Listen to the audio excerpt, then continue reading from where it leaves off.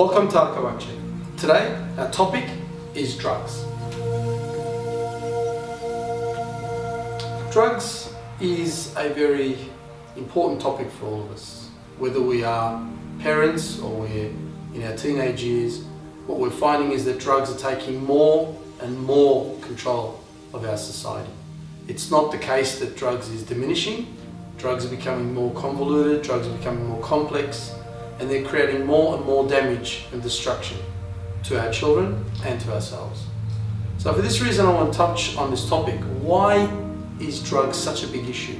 What is it that actually creates the problems that it creates?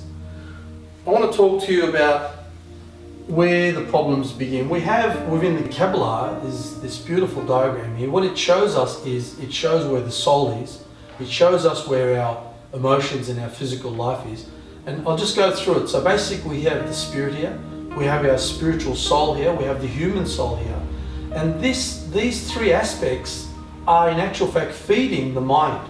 So the mind is the first instrument in ourselves that receives the instructions from the soul. Now once the mind has the instruction, it then takes that instruction, turns it into a thought, an idea, and it then feeds the emotions, which is our feelings.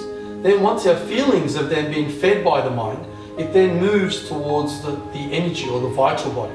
Then once these three have been finalized, then we find what we would call action, where we actually do something. But as you can see in this whole process, the part that plays a pivotal role here is the bridge. The mind is the bridge between the spiritual world, which is the soul, and the physical world, which is our emotions and our energy and our action. So for that reason, the mind is extremely important and shouldn't be subject to any damage, for example, from the drugs or from any other kind of destructive forces. So the drugs are affecting an area which is extremely high in our lives. If we ask what the drugs affect, the drugs aren't affecting our left leg or our right leg or our arms or a part of our organs in our physical body. It's actually affecting a part that's connecting us with our soul. The connection that our soul has with us is through our mind. So for example, if we have a scenario where we're walking past a beggar, for example, I experience this regularly when I travel overseas. There are many beggars, whether you go to New York or Mexico City or Paris, wherever you go you find beggars.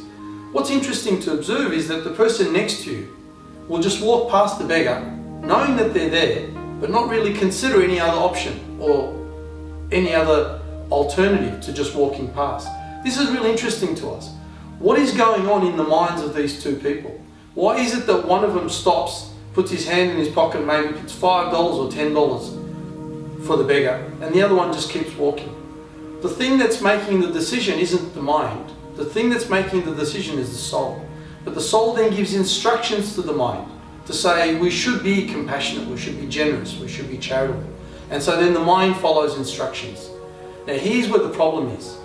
If the mind, after taking drugs, starts to become affected in an adverse manner, then the communication of the soul to the mind becomes depleted.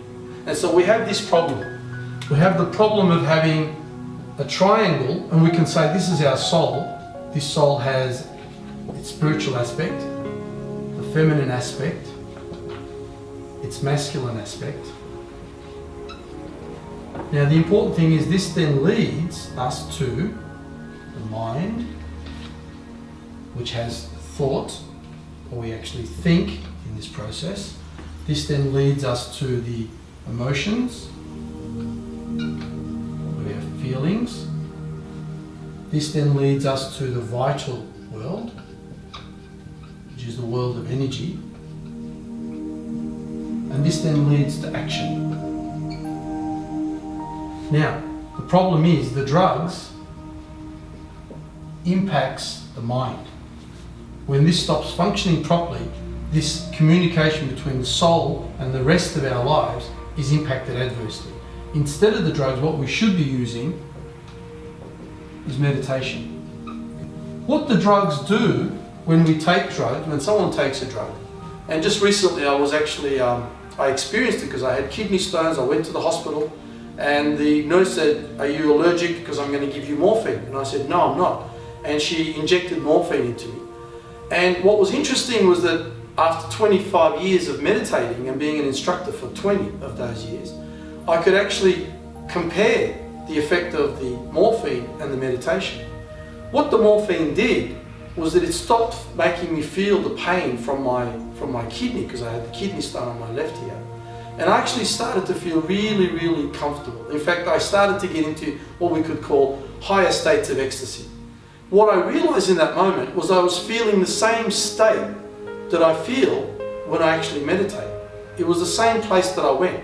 And that same place, obviously, is the higher dimensions of the universe, because we live in this third dimensional world. But the meditation allows us, our consciousness, to rise above those states. And that's exactly what the drugs do. The difference is the drugs have side effects. This is where the problem is. The drugs then impact the mind in a way that the meditation doesn't. When you come out of the meditation, there's zero side effects because it's natural. All you need to do to meditate is breathe.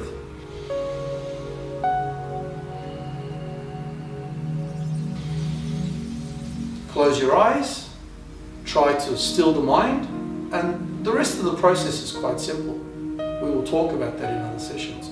But the difference is the drugs, once we've taken the drugs, if we start to make it a habit, if we start getting addicted to drugs, this starts then to erode and, if you like, starts to adversely affect how the mind functions.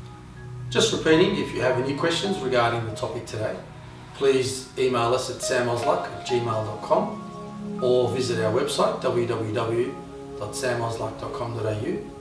And our next topic will be karma. This is a very important topic for all of us. I'm sure all of us at some point have understood or heard this word. It's a Sanskrit word meaning consequences.